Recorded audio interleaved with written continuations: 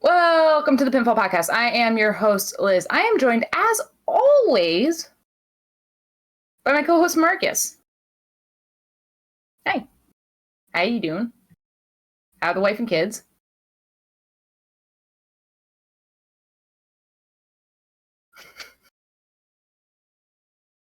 Yeah.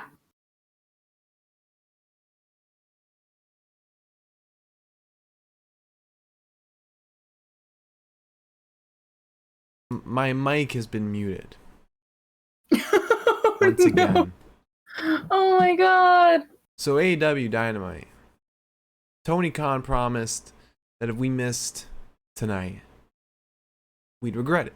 And so that led us to believe Quake at the Lake. Swamps are by lakes, I guess. Bray Wyatt. Makes sense. He's a big name everyone's waiting for. I would even take Johnny Gargano. Wouldn't make so much sense, but I'd be disappointed, honestly, if it were Johnny. fair enough.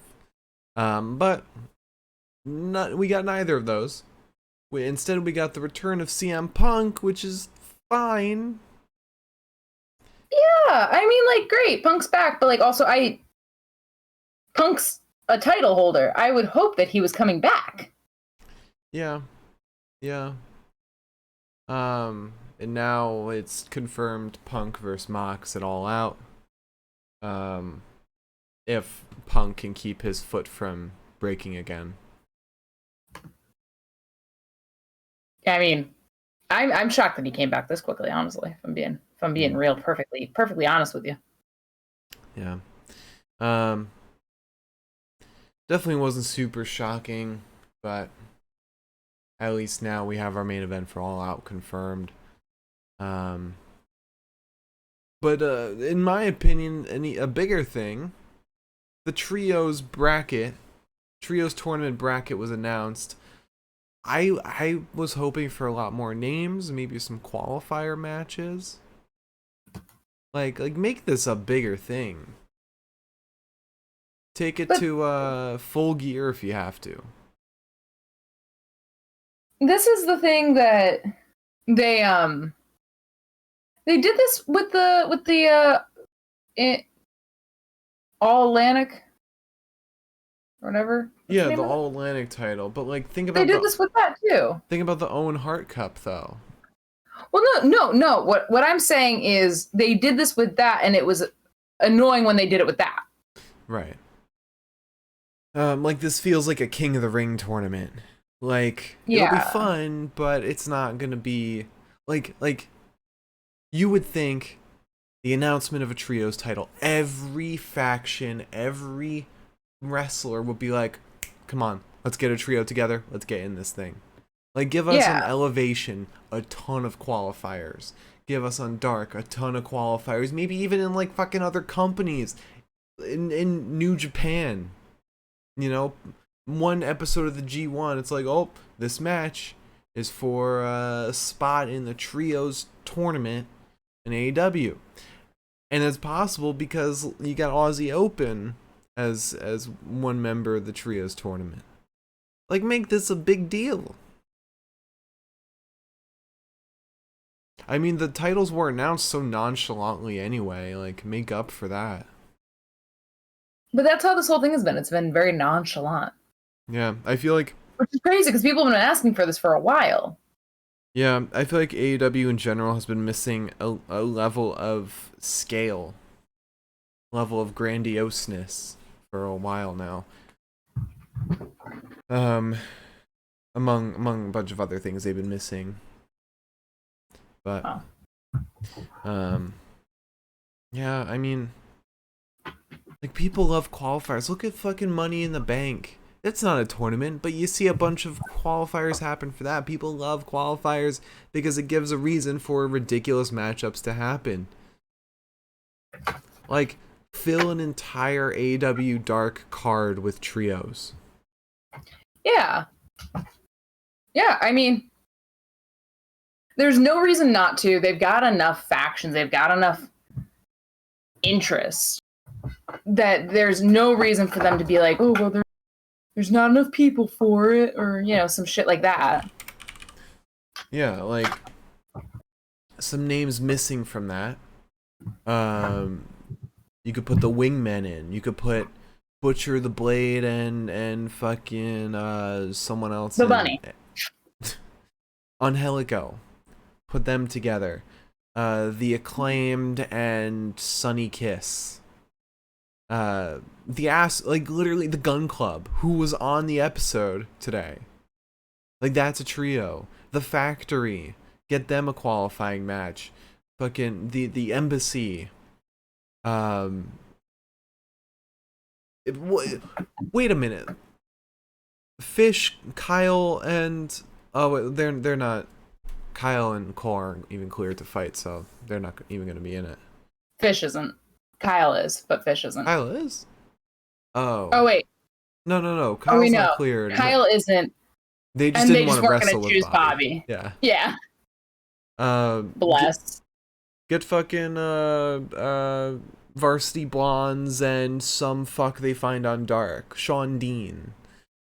House of Black's in it. Blackpool Combat Club. Like, come on.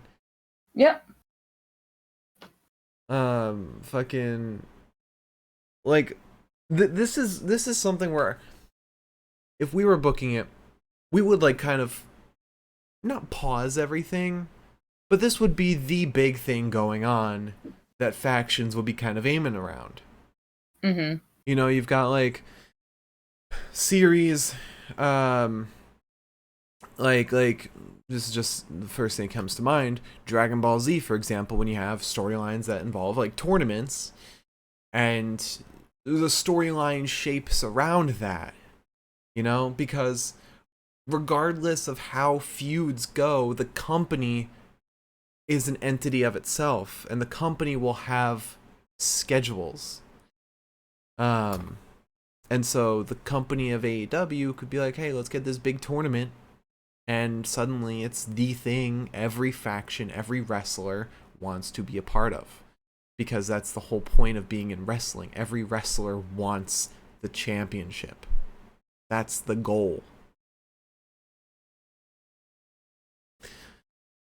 I don't know. It's one of those things where it's like, Tony, you could have done so much. Is JAS in the fucking tournament? Like, get 2.0 and Hager in there. They must be. Here, wait.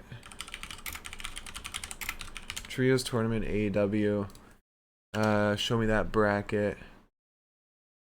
Like, get people. I already mentioned this, but get people from outside companies. You've already got Will Ospreay and Aussie Open. JAS is not in it. So the bracket is it's 3 rounds. The quarterfinals, semifinal, and finals. And the finals will be it all out. You got Death Triangle versus Will Ospreay and Aussie Open. You got Andrade El Idolo, Dragon Lee, and Roosh versus Young Bucks in a mystery third. You got House of Black versus Dark Order. You got Trustbusters versus Best Friends. Literally didn't even know what Trustbusters was until about a couple seconds ago. Like, I don't know. You'll always think of, because people, I know it's a big thing in anime of like tournament arcs, but who doesn't love a tournament? You know, you love tournaments. You have like 50 going on the PCW. The H2 excitement, the mixed tag, the tag league, the women's tournament. Yeah. I mean, people loved the Mae Young Classic. People love the fucking Dusty Rhodes Cruiserweight Classic. Cruiserweight Classic. It's ridiculous. The Owen was longer than this. You're introducing a brand new title. Come on. Well, to be fair, the Owen, they introduced a new title too. It's not a title that can be fought over. Like, it's just true. A trophy at the end of the day. Like, there's no private party in here. Got that. They could have had Satnam, Sanjay, and Jay in the tournament. Like, I understand needing to protect some of your wrestlers, but it's a tournament. It's fine. No one's gonna care. I know. I know Lance Archer's busy in Japan. Like, have Stokely announce he's putting a trio in. The male baddies. We don't know who it's gonna be. Probably gonna be Lee, Ethan, and some other schmuck, but like, we don't know who. Like, there's so much you could do with this. It's ridiculous. It's like such an easy. It's easy booking. It is. It is. Yeah. If I can get Chaos Project in there with a third of I don't know. Who's a good third for Chaos Project? Hook. Get Hook as a third. For Chaos Project? Sure. Yeah. Why not? Or Excalibur. Get Excalibur wrestling with Chaos Project. Oh, I'd love to see that. But anyway, you wanna? I walked through a little bit of it, but let me give a little nutshell of today's episode real quick. So, Miriam even mentioned Team Taz breaking up right before the trios tournament. Like, you had a trio there. You could have had the breakup during the tournament. Yeah, like they lose, and like Hobbs like, fuck this, and then Hook's like, yeah, I'm not part of this. So we started off with Brody King versus Darby Allin Coffin match. That was a lot of fun. Very bloody. We then had Andrade El Idolo and Rush versus the Lucha Bros. Very Lucha style match. It was even a tornado tag match.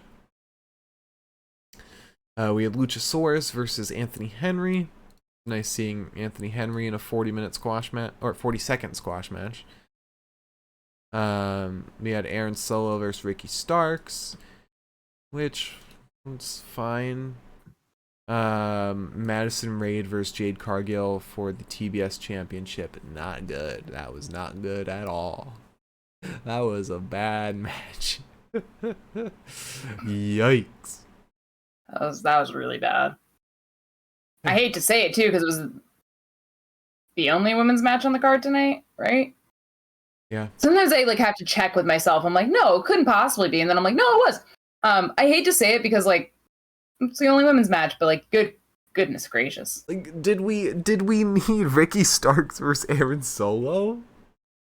Why did we need that? Why do we need Luchasaurus versus Anthony Henry?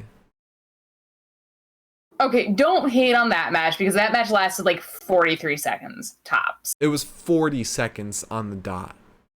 Okay. But don't hate on that because that took up no time. My point is, they had so many stories. They have to put so many stories on the shelf, you know, to get more people exposed. Put some of these stories that you could put Hobbs and Starks on the shelf for a week. You could put Luchasaurus, Jungle Boy, and Christian Cage on the shelf for a week. Have Nyla Rose squash someone. Have fucking Athena versus Layla Gray or whatever. Like, have women's wrestling. I feel very much like I am like in the desert, and I'm just parched. And it's because I want women wrestling. And Tony's like, here's a little driplet of water. And I'm like thanks, Tony. Gonna die out here.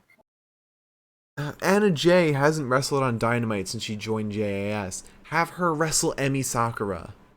Have her wrestle fucking Hikaru Shida and win. Isn't Hikaru Shida back in Japan right now? I mean, she was on Elevation or Dark or something recently. I gotta start watching that again. I haven't been watching that. I've watched a couple weeks here and there, and I don't know. It's just, it's not must watch, you know. I'd rather put my time into like New Japan, Stardom. I mean, I'm watching garbage television 9 times out of 10, so why not put on something vaguely more enriching? Yeah, that's our nutshell of the episode. You want to talk about some news? Yes, I do. At first I was like, I haven't seen my phone since I sat down, and I didn't really know where it was, and that's where the news is. Let's see. I really worry about AEW right now because they're not, like, we were talking about how it's kind of declined recently, but I feel like every week it's just something new. Like, whether it's abusing the women's division, which or that is every week. Now completely slipping up creative opportunities.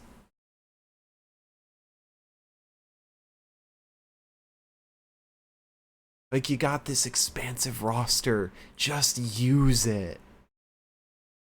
We don't need to see Mox wrestle every week. It was a good match. It was a good match, but did we need to see him versus Mance Warner on Rampage last week? I love Mance Warner, but you could have had him wrestle, I don't know, fucking Nick Camarado. Yeah, I don't know. Nick Camarado's new gimmick's also really weird. It's so weird. I don't know what's going on there. He, Angelo, and Magic Daddy Matt Menard. Daddy Magic. Should all team up. They've got the same vibe going now. Yeah. Okay. Let's start with some indie news. How's that? Let's start there. Oh, okay.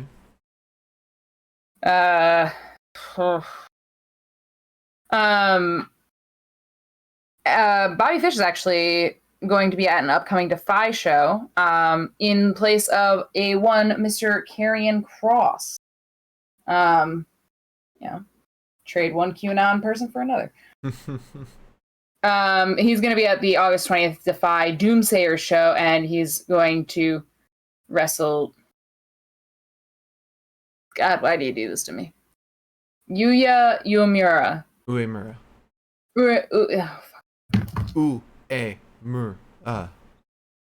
Yuya Uemura. There you go. Every time I have to say his name and it pops up in an article, I'm like, okay. It's just like, it's too many vowels next to each other, and my brain just fucking flatlines. I'm so sorry, Yuya. There's 2 consonants in his entire name. Yeah, wow, Jesus. It's a hell of a name. Yeah. Do we want to talk about Ric Flair? Yeah, why not? It's news. Turns out it's not just Japanese names Liz has a problem with. Oh, I didn't say it was just Japanese names. I just can't speak. Ric Flair. There's not a ton of vowels there. I don't know why I fucked that one up. Apparently revealed that he passed out twice during his final match. Out of dehydration, because he was trying to lose some weight for the match. Which you would think that, like, maybe you would hydrate a lot going into the match, because, like, one day isn't going to make that big of a difference. You would think. At his age, he shouldn't be losing weight for a match. Yeah. He found the one doctor out of 10 that wouldn't recommend medication. Oh, God. That doctor needs to be fired. Yeah. Okay. I clicked on something and it closed me out of the bookmarks entirely. So also Alan Angels is going to be fighting, he's going to be fighting Taiji Ishimori at New Japan Strong's Fighting Spirit Unleashed, taping on August 21st. It is a non-title match, but still, I mean, that's a cool opportunity. Because, like, Taiji's got the title. So, like, Yeah. What? I just heard a noise, and it was just not what I was expecting to hear. Also, I don't know if you saw the tweets, but Kota Ibushi's teasing coming to AEW. Yeah, I saw that. Yeah. Maybe he's the third with the Bucks. That wouldn't actually be the craziest thing in the world, considering the Golden Lovers. Yeah, but the Golden Lovers I don't think had much to do with Bullet Club. No, I'm just saying I'm tying the Young Bucks to Kenny to Golden Lovers to Coda back around. You know what it should be? Hangman wants to rub it in Kenny's face. He teams... No, wait, no. Coda is desperate to come to AEW. Like, he wants a big platform after leaving New Japan. So he wants to be with Kenny, but he knows Kenny's gonna go with the Young Bucks. So he's a little upset. So he teams with Hangman and Bobby Fish. Perfect. Perfect. Kyle and Cole are not available. They're injured. No one else wanted to team with Bobby. Understandable. And Coda hasn't really been around Bobby, so he doesn't know why people don't want to team with him.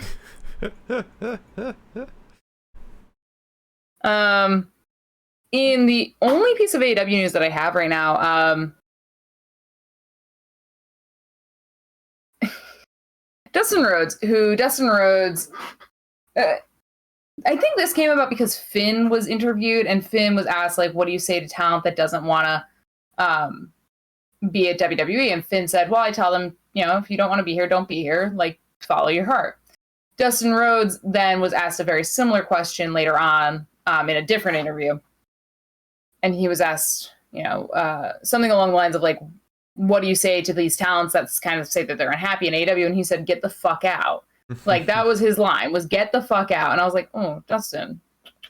Dustin then was asked at Terrificon, which is some panel. He was asked about AEW pay-per-views, and he claimed, that they want to start selling, they want to, like, do something at Craven Cottage, because Tony Khan owns Fulham, so he was talking about Craven Cottage, and he was talking about how Craven Cottage hosts like 40 to 50,000 people, so they kind of want to, like, do massive pay-per-views like that. And then Dustin said, I think we're going to go to 2-day events now for pay-per-views. I believe I've heard that down the pike. Tony Khan later said something along the lines of, fuck no, that's not happening. Apparently he said in the past maybe, but like recently he said, he's like, no, it's just not realistic. So if you were expecting 2-day events, don't. If you're expecting longer events or bigger events with bigger crowds, that actually, I could see that happening in a heartbeat. The thing is, 2-day events are good for the big event, like WrestleMania, Wrestle Kingdom. I'd even take it for Bound for Glory. AEW, until they have their one big event, can't justify a 2-day pay-per-view. Yeah. If they make All Out their big WrestleMania, then sure, make All Out the 2-day pay-per-view. But I completely agree with him. It's not right now. Yeah, I concur. In some less than wonderful news, Ivan Judo Gene LaBelle passed away at the age of 89. So condolences to his family. Obviously, LaBelle was the one who was at the helm of the LaBelle lock that Brian Danielson uses so often, and that we actually got to see tonight. Yeah. From From Mr. Mox, not from Danielson. Sorry. If anybody got their hopes up. You shouldn't have. Also, in some other AEW news, apparently Arya Daivari is now working as a producer for AEW, which is a bit of a step forward, a bit of a step up, I guess, for lack of a better term. You know. Mm-hmm. Yeah. All right, on to some WWE news. Because there's a little bit of WWE news. The Honky Tonk Man is preparing for an in-ring return. Oh God. Yeah. The Ric Flair's last match is gonna be bringing out a bunch of these other last matches. Like fucking Honky Tonk. I was just gonna say Honky Tonk Man tweeted a photo of himself and said, HTM preparing for one more match, and it's like, God fucking damn it, guy. Like Gerald Briscoe was asked about one last match, and that was really funny because he made a video saying, "This is my last match," and it's him blowing out a match. he's wonderful. And then Kevin Nash was asked about one last match, and he said, "Fuck no."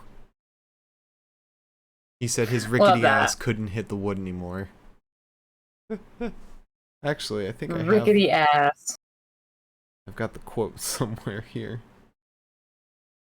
But okay, he said, "The fucking thought of my fucking rickety ass body hitting that fucking wood, like, nah, man, and not even for fucking Saudi money. You come with me the $500,000. Let me take 2 bumps. Fuck you." He's so mad. I like just the fact that somebody was like, "Will you?" and he's like, "Ah, no." But you know what I see happening soon? What? Hulk Hogan last match. Yeah, probably.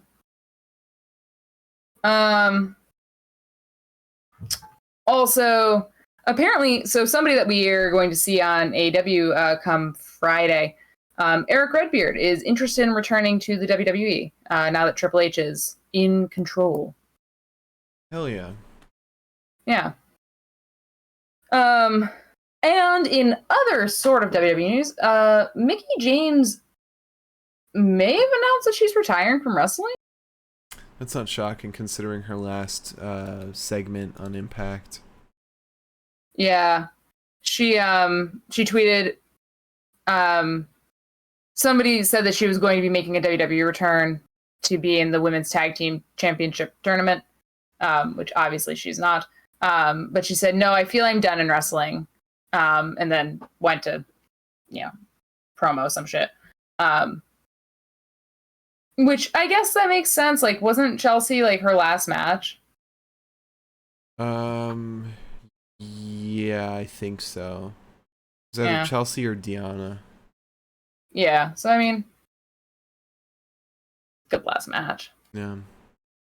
Oh, it was Chelsea. Yeah, it was Chelsea because they kissed. Yeah. Oh yeah. Also in WWE news, apparently NBC Universal is now hiring a new creative director for WWE and Peacock Sports, which is interesting. Yeah, I wonder what this means. Yeah.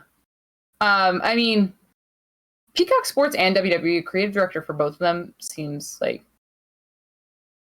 a lot to do. I'm sure they apparently WWE one of those Peacock Sports. Yeah. It says that the new director will oversee and help to plan multi-platform campaigns for Peacock's collection of sports and live events.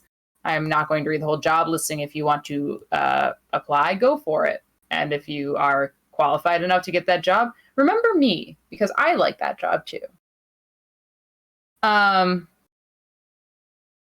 In addition to WWE news, have you heard about this new show, Tales from the Territories, that Vice is doing? No. Oh, so they're doing this new show called Tales from the Territories. It's being done with The Rock and the producers of Dark Side of the Ring. That's pretty cool. Apparently, the WWE is, I guess in police terms, cooperating. Dave Meltzer said that they're cooperating with certain people attached to the project. So, like, they're, like, dipping a toe in, but, like, not really. So probably, like, Vince McMahon, Jim Cornette, Crockett. And because The Rock is part of it, it's, you know. Yeah. I mean, that sounds pretty cool. I know the territories period was a very big period in wrestling history. And it was when it was at its most competitive and violent, I'd say. Yeah. So it's going to be very interesting to see what comes out of that. Yeah, it will be. And our final piece of news is that the WWE found another $5 million in payments that Vince McMahon did not class as company expenses.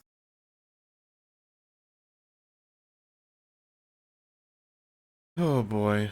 So the total of money right now adds up to more than how much The Rock paid for XFL. Like by a long shot too, isn't it? I think so. Yeah. So but that's the news I have. Let's talk about some Dynamite now. Yeah. A little interesting thing with the bracket though, now that we're switching over to Dynamite. You notice in the opening round it's Death Triangle versus Will Ospreay and Aussie Open. A big thing with Forbidden Door was Death Triangle weren't allowed to be there because of contracts with CMLL. They couldn't compete with New Japan wrestlers. Well, here they are, competing with New Japan wrestlers. Yeah. Unless, in this case, they're considered Rev Pro wrestlers. I don't know how CMLL views Aussie Open and Ospreay, but yeah, that is interesting though that you would point that out. Yeah. But let's talk about Dynamite. Opening match: Brody King versus Darby Allin. Coffin match. This was brutal and a lot of fun. Yeah. Brody makes his entrance and Darby doesn't even make an entrance. Darby just out of nowhere fucking attacks Brody with a tack-loaded skateboard, hits him in the chest, hits him in the back, grinds it over his face, and in the process, Brody blades like to high heavens. Mm-hmm. Brody then fucking decks Darby, throws him over the timekeeper's table, breaks the skateboard. Darby then goes up top, gets a hand to the throat. However, Darby ends up hitting the Avalanche Code Red to Brody. Brody goes to dive onto Darby, goes right through the table because Darby gets up, Darby fucks off, and Brody frog splashes onto a bunch of cardboard. Then the lights go out. And Buddy Matthews is back. He appears. Malachi appears. They're both kind of standing side by side next to Brody. And then Darby's like, oh, I'm going to dive out onto these guys. But Julia kind of like, not so gracefully, trips Darby. Buddy gets in the ring, chop blocks him, sets up a table in the corner, puts Darby up against it. We get a cannonball through the table to Darby from Brody. We then go to put Darby in the coffin, but who's in the coffin but Sting? Who takes 3 minutes to get out of the fucking coffin, by the way. Yeah, he takes a second. Murphy just watched him crawl out. Yeah, Murphy was like, all right, old man. But we see Sting attack Buddy. He attacks Brody. He goes to challenge Malachi. But Malachi just kind of fucks off. Doesn't really accept the challenge. And he and Sting kind of go at it up the ramp and at the top. Like, not go at it, like, throwing punches, but, like, verbally going at it. Yeah. They just chit-chat for a little while. And you think something's going to happen, but nothing happens. Brody's then nearly put into the coffin. He avoids it. slams Darby into the metal stairs and goes to hit him with the Gonzo bomb into the coffin, but Darby then fights back. Darby gets a chain wrapped around his hand. Brody goes to choke him out the way that he did in the last 2 matches that they had. But Darby punches free of the chokehold that Brody gets on him, chokes Brody with the chain, and then once Brody is good and passed out, releases the chain, and Brody conveniently falls right into the casket. And Darby wins. Yeah. Yeah, I was hoping for a Brody King win. Just because Darby winning could be so predictable with these coffin matches. But I feel like now that we've gotten... Is this the 3rd coffin match? We've gotten 3 wins from Darby. The next one should be a loss for him. And at that point, I don't know who it's going to be against. Yeah. Maybe Buddy Matthews. But after that, we had a promo from Jon Moxley. He says, since you're all coming at me with interim every 2 seconds, what if we call this the FYI belt? Just an idea. This was forged in Cincinnati, Ohio. Just like the Heart Dungeon, this title's about pain and how much you can endure. We have watched the Lionheart Chris Jericho and his fighting spirit on full display. Tonight I'm going to test it and I'm going to push it to its breaking point. If your fighting spirit doesn't break, your body will. Jericho then has his response promo. He says, after 2.5 years, tonight I take back what is rightfully mine. I will become the new AEW champion. You wanted to face Lionheart Jericho, the last survivor of Stu Hart's dungeon. Stu wasn't some kind of lovable old man. The pain he put me through is something I don't want to know again. You can fix a tooth or heal a cut. I'm going to twist you, turn you, and stretch the shit out of you tonight. I was the first AEW World Champion, and tonight Lionheart Chris Jericho will be the next AEW World Champion. So then we have Andrade El Idolo and Rush versus the Lucha Bros. Right on, yes we do. And everybody strap in because this was a fucking hard one for me to fucking take notes on. Oh my god. Tornado Tag is not exactly note friendly. Yeah. Per se. So Penta starts off by saving Ray from a dropkick from Andrade, but he gets decked. And we get a sling blade to Rush from Penta. They go back and forth for a little bit before Rush is sent to ringside beside why did I wrote Moxley instead of Andrade? Oh yeah, Mox was there for a brief stint. He just flew in. He flew in, bladed, and left. Rush patted him on the back, and Mox was like... Anyways, so he goes to... Penta goes to dive onto Rush, but Andrade sweeps his leg. Ray Phoenix takes it upon himself to dive onto Rush, get a Tope con Hilo to Andrade from Ray, and then a sort of driver to Rush from Penta. Phoenix then goes off the top buckle into some boots from Andrade. Rush then hits Penta with a scoop slam while Ray gets a kick to Rush. And then somehow the tables turn and Phoenix gets flapjacked onto his own brother. Lucha Bros are then sent ringside. And Andrade and Rush dive out onto them. Once we get back in the ring, though, Penta gets a thrust kick to Andrade, and then we get a cool Cazadora DDT. The Cazadora is to Andrade, and then the DDT is to Rush. It's a really cool, fluid movement. And then Phoenix hits Rush with a flying head scissors. Penta gets the backstabber to Andrade. Our good boy covers, but then he gets up, which is the most confusing part. He covers, and then through no prompting whatsoever, he stands as though he forgot what the finish was gonna be. I don't know. But then we get this Cazadora flapjack with Ray. It leads to no pin whatsoever. Lucha Bros then have the upper hand for a little while, but Los Ingobernables, or La Facción Ingobernables, kind of fight to keep it going. Andrade wants a hammerlock DDT. Penta saves Phoenix from it. Gets dropkicked for his valor, though. But then Penta hits the Fear Factor on the apron, crunching Andrade. goes to do the same thing to Roosh, but Roosh refuses this fear factor. He holds tight. We get a big knee under the jaw of Penta. After Phoenix like goes up top, it looks like they're gonna hit like some cool finisher. I didn't really know what the plan was. But Andrade dislodged Phoenix from the ropes. We get the big knee under the jaw of Penta. There's no pin, but then Roosh gets to Penta, who is ringside, or not ringside, on the apron, and double knots the tassels of his mask to the rope.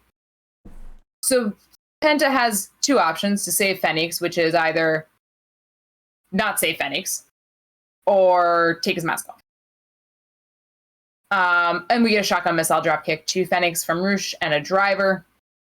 And then Penta, maskless and all, saw way too much of the man's face. I felt like I was watching like a porno because it was like, I shouldn't be seeing this. This is too much skin. Penta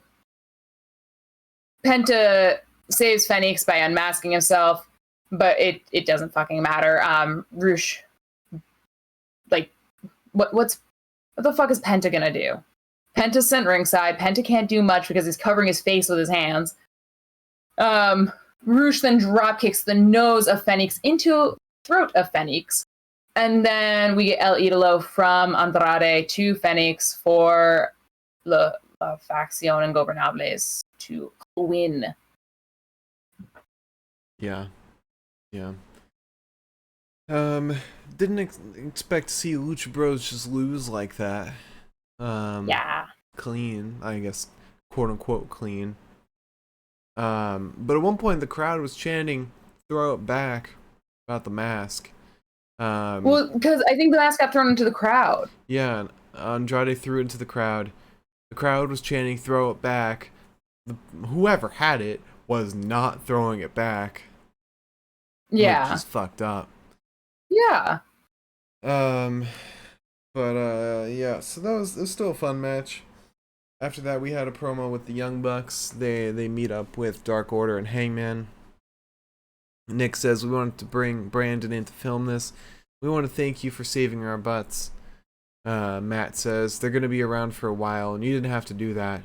We're not proud of what we've done. My favorite time in my life was the three of us, the whole gang, together, running and gunning, the Hung Bucks. We were building up a revolution. When we got here, it all got so weird. I don't know if it was the money or TV time. I'm sorry, I mean that we're in this building. This is where you won the world title. I wanted to tell you how proud I was.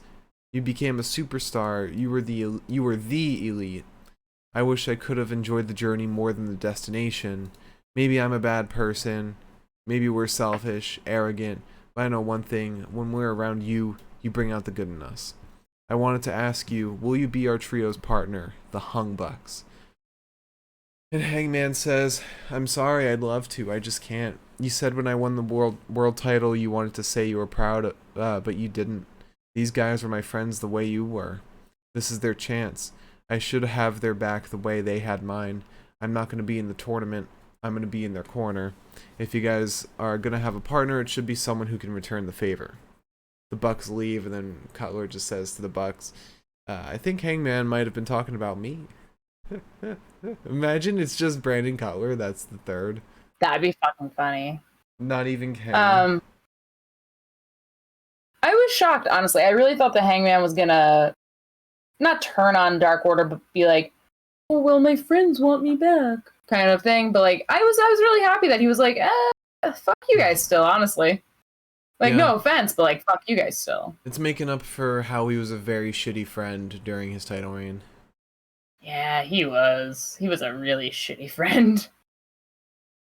So then we had Luchasaurus versus Anthony Henry.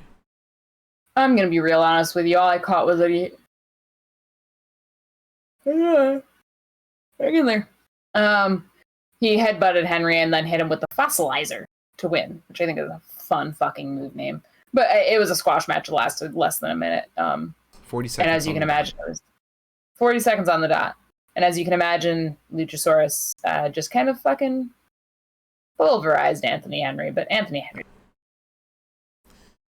Win-win. But then we see backstage Christian's watching. He says, impressive win, Luchasaurus. I decided the people of Minneapolis don't deserve to see me in person. I'm having way too much fun. Jungle Boy leaps in, tries to attack Christian, but is held back by security. Luchasaurus lays out the security along with Pat Buck, too.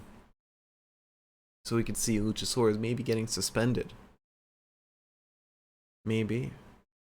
That's possible. That'd be a fair fight then.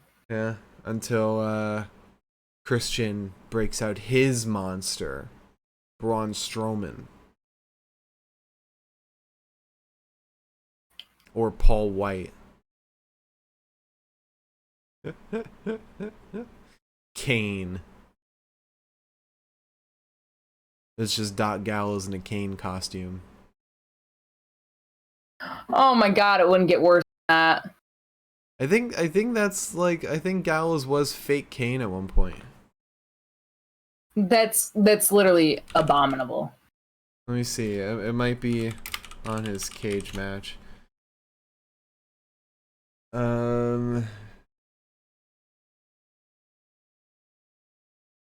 Yeah, he was Kane at one point. When was this? Doc Gallows Kane.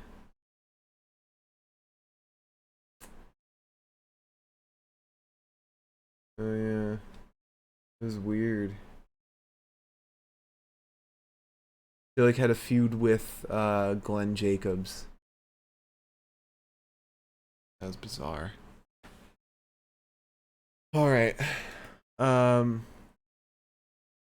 So then after that we had a promo from Miro. He said, Malachi, you've put me through changes, dragged me into the dark. Julia Hart appears behind him and says, embrace the gift, give into it like I did.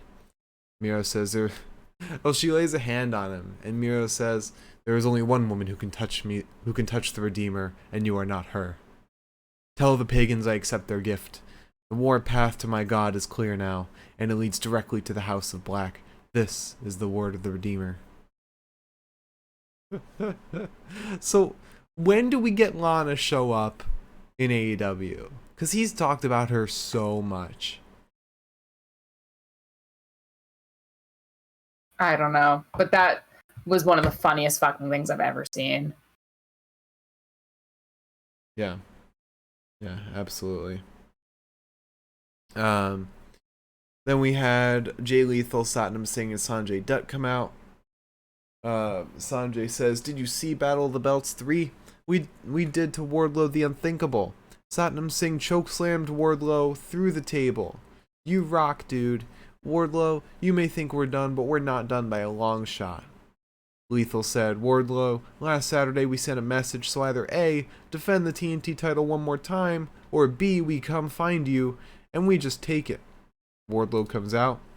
He says, you want another shot? You got it, but tonight I'm whooping all three of your asses. But FTR then comes out. Backs Wardlow. Sanjay's kind of like searching under the ring for something when they vacate. But Jay Lethal tries to attack Wardlow. But FTR give him a big rig to lay him out. And then that's where we end that. We then get an interview with Jericho Appreciation Society. Matt Menard said, I can feel it. Daddy Magic is wearing his lucky red. Moxley, you've had a hell of a run, but tonight it ends. Angelo says, did you see that spread back there? Tony, you're not invited. It's time for the AEW Galaxy to appreciate us. Daniel Garcia said, Bryan Danielson should appreciate me. I put you asleep. I own you. And then Anna Jay says, hey you don't think he's a Dragon Slayer? Well, I'm gonna choke you out. She chokes out some girl. I'm so tired of this already. I am so tired of this version of Anna Jay. I'm kind of enjoying it, to be honest. I think it's really? so funny. I think it's so annoying. I think if they just give her a match, I think it'll be fine. It's not even annoying. It's just kind of cringy, in my opinion. I think Anna Jay is just not convincing. I think that's the thing. Because who do you give this gimmick to instead of Anna Jay? Like, who's somebody who could play Anna JAS better than her, wanting to choke everyone out? Oh, I got it. Nyla. There you go. Nyla could play this. She'd kill it. Yeah. Nyla JAS. God. So then we have Aaron Solo versus Ricky Starks. Yeah, and this is a decidedly not very long match at all. Cole Carter comes down to the ring with Solo, while QT, Camarado, and Anthony Ogogo all stand at the top of the ramp, and both Mark and I assume that Anthony Ogogo is, for whatever reason, Wardlow. Yeah. Not sure why. He had like Wardlow vibes today. He did. So Cole Carter immediately nearly like tries to trip Starks and gets thrown out. But kind of works in Solo's favor. Solo lariats Starks. We get a boot to the neck of Ricky, which gets Ricky to the ground. Then there's a jawbreaker to Solo. Ricky dodges Solo, sends him into the buckles. We get a tornado DDT and a boot to the face. He goes for Rochambeau. Solo avoids that. Goes for a corkscrew kick on his behalf, but misses. And then Ricky spears Solo to high heavens for Mr. Ricky to win. Yeah. Don't know why we had this match. Then we see Powerhouse Hobbs smash a TV backstage because he's so pissed off about Ricky Starks winning and standing tall. We then had an interview with the Gun Club. Billy Gunn said, "I'm trying to figure out how in one night you can ruin the one match I made famous, the dumpster match." Stokely Hathaway then walks in. He says, "Papa ass, it's past your bedtime. Go home. How about you guys take your careers a bit more serious?" He's interrupted by Billy, who says, "You're about to have a really bad day." Stokely walks away. Billy says, "I made you a match on Rampage." Danhausen then walks in. He says, "Me and the big bearded fellow, we will see you on Friday night." And at that moment, we're like, who's the big bearded fellow? Is it like... I thought that we would like pan over, honestly. Like Brody King, is he good? Is there Miro? Brody King's just like trailing blood, and he's like, "I'm ready."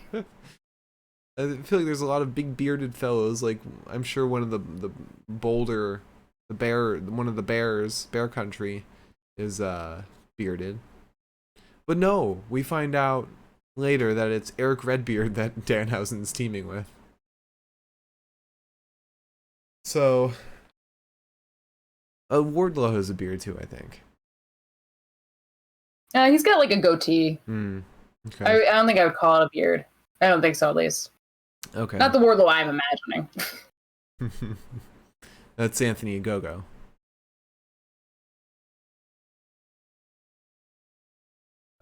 So then we have an interview with the best friends.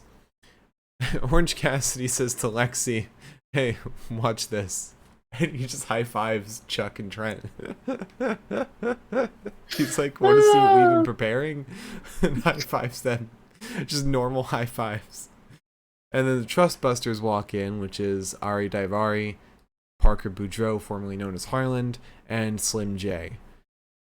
And Ari Daivari says, "Orange, you're not answering my calls. I'm investing my money in the best talent of AEW, but all you have to do is get rid of these morons." Orange Cassidy says, "I don't know what you're saying, but whatever the question is, it's no." Ari says, "That's fine, but you're going to learn firsthand what happens when you say no to Ari Daivari. He's gonna get a free win. That's what happens free dub. So then we get Madison Rain versus Jade Cargill. Yeah. Jade gives Madison a kiss on the head, then kicks her in the entire stomach. We get a drop kick to Jade after Rain avoids Jade, sending her into the buckles. Hits Jade with a hurricane around the ringside. We go to commercial, I think, and when we come back, there's a stunning vertical suplex to Madison, but Madison kicks free of the pinning attempt. That follows. She gets a jawbreaker and a few forearms, and then hits a step of enziguri to Jade and a hanging neck breaker. And then she goes off the ropes, kind of in like a gargoyle sort of position, and tries to hit Jade with a flipping neck breaker. But by God, was it not? Madison didn't look like she was ready. Jade didn't look like she was ready.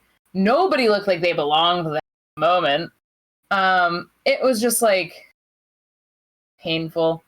Madison ends up getting a guillotine on Jade. Jade reverses, lifting Madison upside down. Madison uses her downward momentum, though, to hit Jade with a DDT. And then Kiera gets up on the apron. And Madison Rain kind of stands there and holds her while Kiera does what she can to distract. And then Jade goes in for a pump kick, and Madison dodges the pump kick, and Jade boots Kiera in the face. Then Madison goes for the cross frame, but gets hit by the Jade, and Jade wins. Madison does actually kind of at the 2.9999999 section, kicks out. But yeah. And then Athena reveals herself to be a fake baddie. Baddie in disguise means she's not a real baddie. She leaps the barrier, gets in the ring. The security really sucks at AEW. People just hop the barrier all the time. Wrestlers have to put a stop to it themselves. Yeah. Look at Athena. Athena hopped the barrier. That rapper. What event was that at? That was at Fight for the Fallen, right? Yeah, or Fighter Fight Fest? for the Fallen. Swerve's friend. He hopped the barrier, punched Tony Nese in the face. Come on. AEW security, get your shit together. Alright, then we had an interview with Thunderstorm. And Tony Schiavone mentioned Chris Statlander being injured. So Tony Storm is now the #1 contender for the women's title. And Thunder said, "This happens all the time and you have to rise to the occasion." Tony says, "I didn't see it going down like this either. I plan on keeping the momentum going. My goal is to one day be AEW Women's Champion." Thunder Rosa says, "We'll talk about the title match another time." So she might be trying to duck Tony right now. Then finally we have Chris Jericho versus Jon Moxley. Yes, we do. So we start with Jericho flipping off Moxley. And Moxley's like, all right, okay, sure. And then flips him off too. We do a lot of not no selling per se, but just rolling around, jumping up, kind of more of attrition bullshit. And then Moxley slaps Jericho, and we sets off from there. Jericho goes for the walls of Jericho, but Moxley does this strange little twirl to get Jericho away, fling him off the side of the ring. We then get a kick to the spine to Jericho, and then 2 more birds for Jericho, if you will. Jericho then kind of gets Moxley in a similar position, kicks him in the spine, and then tears the earring out of Mox's ear, which, as a person who has earrings, I fucking hate those. Because sometimes, there have been times, especially when I was wearing, dangly earrings and I had a mask on, where my mask would get stuck on my earrings, and I'd have a full-blown panic attack, because I'd be like, I don't know what to do, my earring's gonna fall out, I'm gonna, have, fucking tears in my ears, it's gonna be horrible. So, I hate those spots. Anyways, not the point. Anyways. So then Moxley at this point is just spilling blood everywhere. He's spilled to ringside. We go to commercial and we come back. He is incredibly bloody. And I'm like, okay, he bladed. I joked before about, the earring ripped out. He's probably going to blade his ear or something. But I saw all the blood was on like this side. It was all coming from his right, or where the side of his earring. And I was like, wait a minute. He actually bladed his ear. Bless his soul. Truly bless his soul. I love Mox. I do. But him blading every match is so unnecessary. Listen, we made fun of Cody for it. We can make fun of Moxley for it. You know?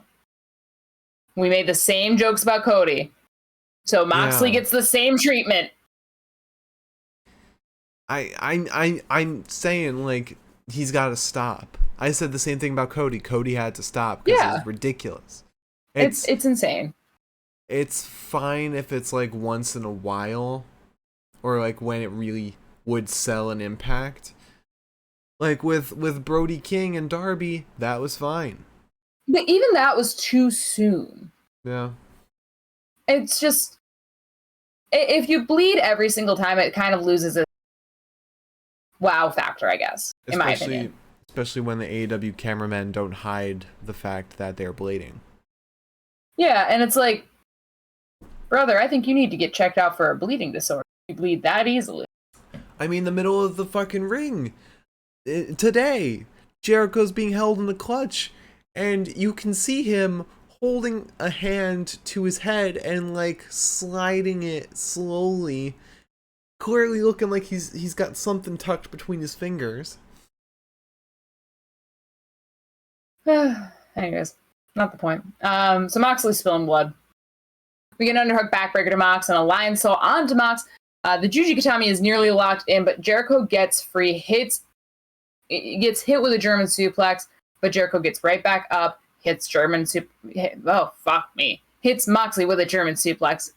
Love speaking, love knowing how to speak, love having a single language that I understand perfectly. We then get a big chop to Moxley as Jericho puts him up top, hits him with a Super Rana before slipping outside and sort of like figure fouring Mox against the ring post. Moxley, however, recovers. He gets the label lock on Jericho, but Jericho gets free, goes for the walls of Jericho, nearly gets Mox to tap. Mox hangs on, and Mox hangs on for like minutes on end. Like, he goes through a full commercial break in the walls of Jericho. He gets out at one point, but then is put right back in, so I won't count it. Mox then goes off the top after a commercial break right down into a code breaker, but it's not enough for the pinning attempt. Jericho then decides to undo a turnbuckle pad, and Aubrey says, hey, don't do that.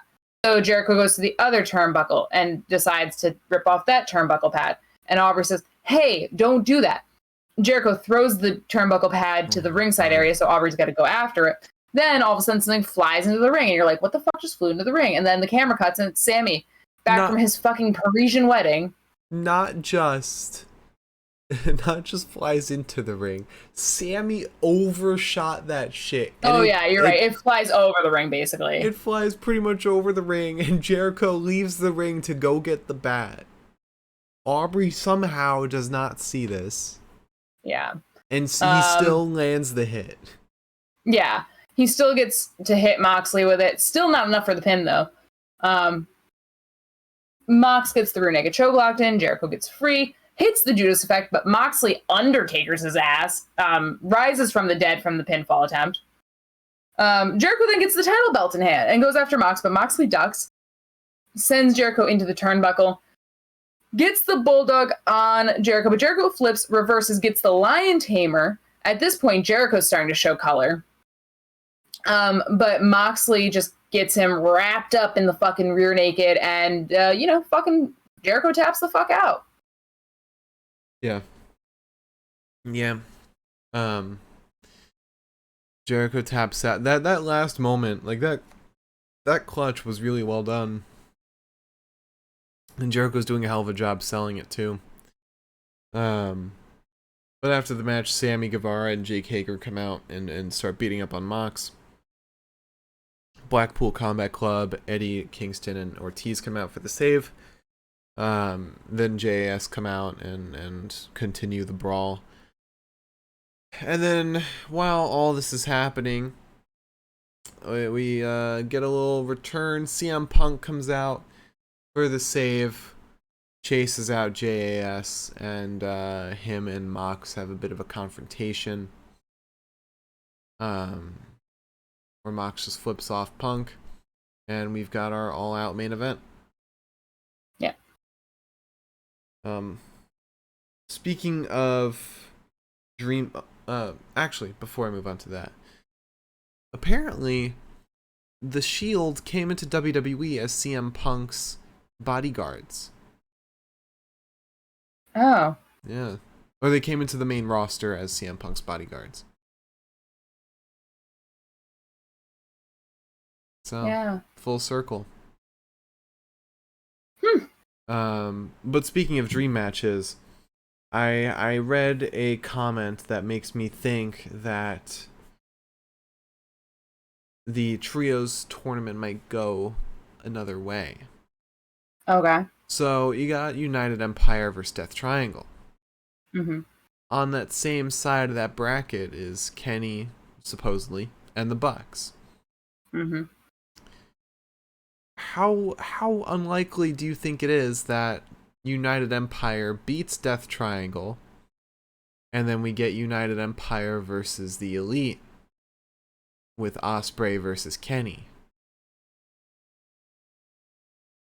Highly unlikely, but I'd love to see it happen. You think that's highly unlikely? I don't think Aussie Open is. Ospreay on his own, sure, maybe. Aussie Open, not so much. They've been jobbed out so many times in New Japan that's like, nah. But you got Andrade, who's, he's used to doing nasty shit. What's to say after, because him, Roosh, and Dragon Lee wrestle first. Like, they are the first match of the tournament. Who's to say they lose? He is pissed off about it, so he stops Death Triangle's chances of winning out of anger. And then that helps push United Empire versus the Elite, where you give Ospreay, Ospreay is a big talent. However, he's got Aussie Open with him. A chance for them to lose and for the Elite to move forward. Because I don't think Death Triangle versus the Elite is much of a match anyway. Like, it'll be a good match, but not like something to make something out of. Will Ospreay, though, him and Kenny already have something going. That's true.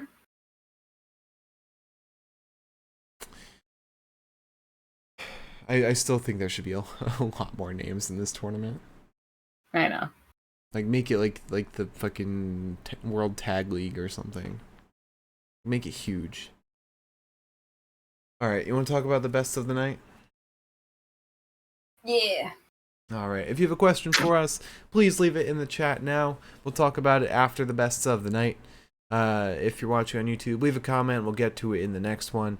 If you're listening on Spotify, join us at twitch.tv/pinfall podcast to chat with us live, or DM us on Twitter at Pinfall Podcast. Alright, promo of the night. There were some fun promos, but I think the best one might have been the Bucks and Hangman. Just for the emotion, honestly. You agree? I would agree. Yeah. It gave us story. Yeah. That's the most we can ask for right now. Alright, so let's talk about Wrestler of the Night. You want your 3 options? Yeah, please. Alright, so you got Ray Phoenix, Darby Allin, and Brody King. Brody. Dude, Brody did an incredible job. When Brody was on the apron and he's hung by that fucking chain. Yeah, dude, that fucking stressed me out. He let go and was just hanging on his fucking neck. I was like, with how heavy that dude is, he could die. Yeah, I know. That man really said, Darby, I fucking trust you. Yeah. And also just taking that fall into that coffin must have hurt like hell. Yeah. Alright, plus wrestling with tacks in his stomach the whole time. Because he got those early. Yeah, no, he got those first bump, basically. Yeah, that was gnarly. Alright, let's talk about match of the night. Oh boy. Well, I gotta be honest, I didn't love any match today. Okay. Because the first match, Brody versus Darby, it was probably the most fun, but it was also the most overbooked. Because you had House of Black show up, you had Sting show up, they're all brawling, attention's taken away from the match, and it was just a little lame. Andrade and Rush versus Lucha Bros, that was fun. It was fun. Yeah, that's really it. It didn't really do much for me personally. I don't like tornado tags very much. There's no consistent story. There's no consistent tempo, really. The only story I saw was the whole mask bit towards the end. But I don't even understand Andrade's beef with Penta and Phoenix at this point. Like, is it a feud? Was it just a one-off match? No, it wasn't a one-off match because I think they wrestled previously. I don't understand. Remember. I don't know, and there were so many moments where I was like, oh well, this guy should be, because they were so intent on putting in so many moves into the match that there were points where, like, you know, Phoenix would take a bump and then would almost immediately 5 seconds later be back on his feet, drop kicking somebody, and it's like, you just got pile driven into the ground, buddy. Yeah, you should stay down for like a couple seconds at best. Flippy shit. This was mostly flippy shit. Which usually Penta and Phoenix are actually some of the few people that, like, they do flippy shit, and I'm like, all right. Yeah. But today was just, I didn't like this match. It was all style and no substance. Yeah. And then the third match that I had kind of tied with these was Jericho versus Mox. It was very fun, but the blood was just too much. Like, this didn't need all this shit. You didn't need Mox blading his goddamn ear. So,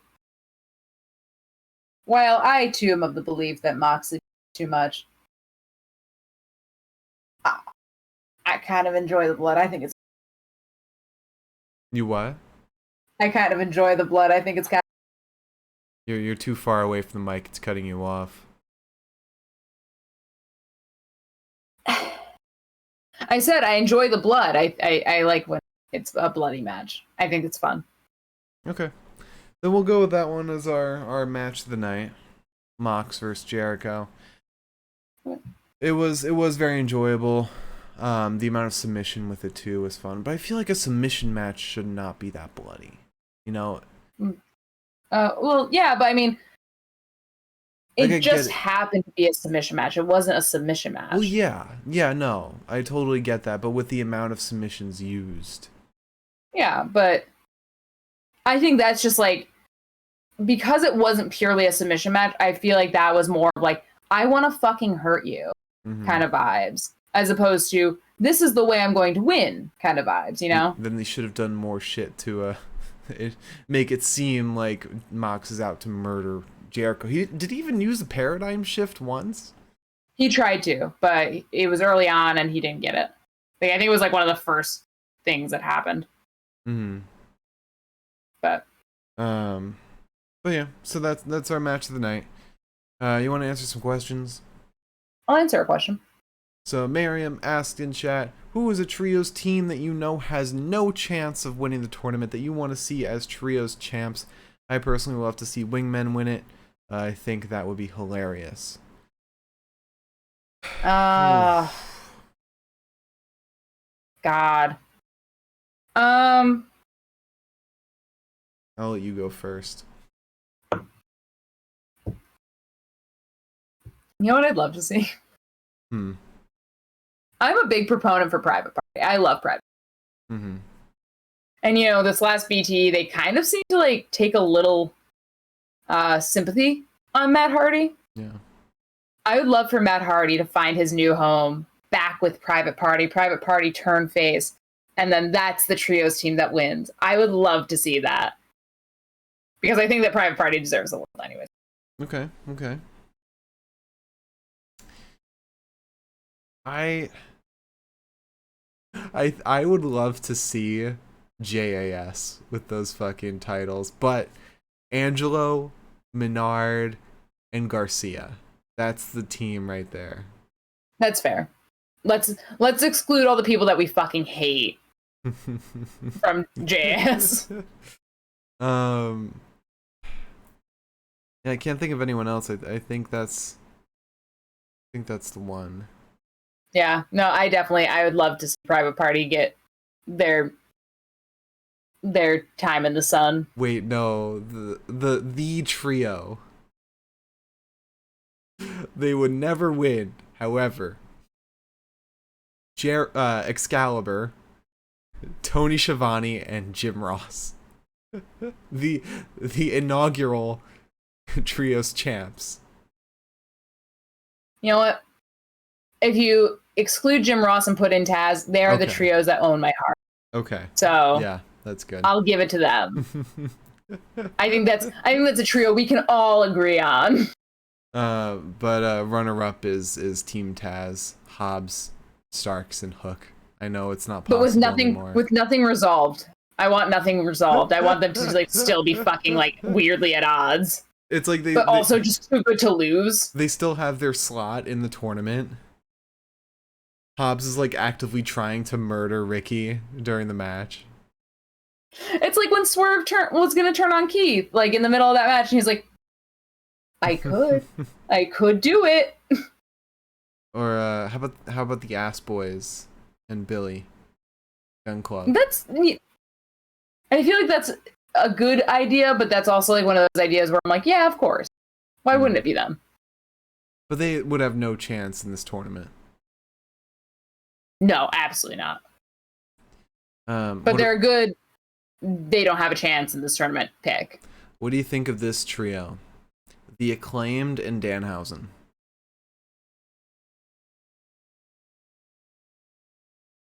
I think that's a winner right there. Maybe. Acclaimed Hausen. Oh God, that's fucking funny. I like that a lot, actually. It's like Max tries to come in and rap. Danhausen just has his own mic and starts rapping himself. Starts like talking back to the raps, being like, "Oh, yeah." Miriam said Scissorhausen. Imagine Danhausen scissor. Somebody write to Tony right fucking now. We need an 11th hour entrance. I saw an amazing tweet that said in that rap battle between Colton and Max that the Ass Boys should have just gotten West Side Gun and say he's part of the Gun family. That would have been so perfect. That would have been fucking funny. That's all the questions we got. Liz, would you like to close out the show? If you tuned in tonight, thank you so much. If you tune in the future, thank you so much. Mark will actually put this episode on YouTube.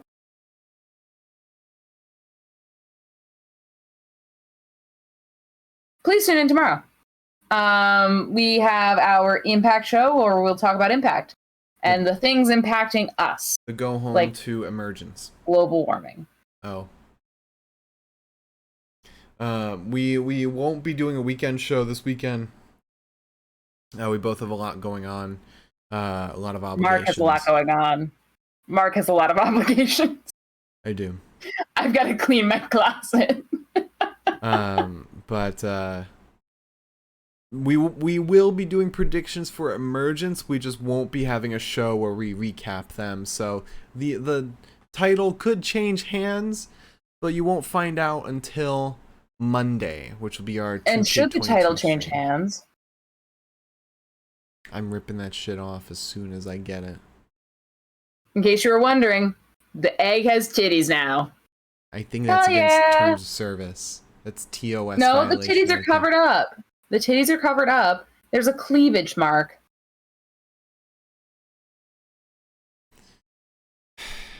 Thank you all so much for watching. Follow and subscribe. Our Twitter, YouTube, Spotify, and Twitch is all Pinfall Podcast. We'll see you all tomorrow for Impact, and then you go home to Emergence. Thank you all once again for watching. We'll see you tomorrow. Have a wonderful rest of your night. Bye.